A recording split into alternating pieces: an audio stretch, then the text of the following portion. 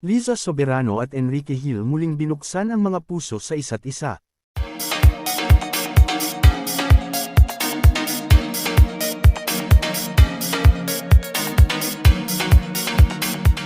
Muling umani ng atensyon ng mga tagahanga ng umugang ang balitang sina Liza Soberano at Enrique Hill ay muling bubuksan ang kanilang puso para sa isa't isa.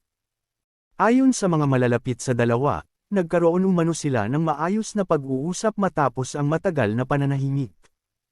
Nakita raw ang dating magkasintahan na magkasamang dumalo sa isang pribadong pagtitipon kamakailan.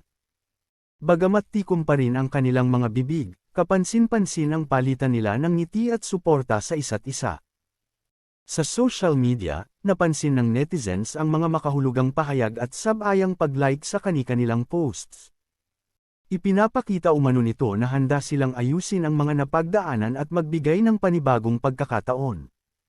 Gayunman, nilinaw ng kampo ng dalawa na nais muna nilang panatilihing pribado ang kanilang personal na buhay. Patuloy namang umaasa ang mga tagahanga na magbubunga ng masayang kabanata ang muling paglalapit.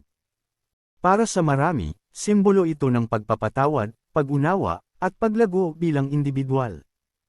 Hinihintay ng publiko ang opisyal na pahayag na magbibigay linaw sa tunay na estado ng kanilang relasyon.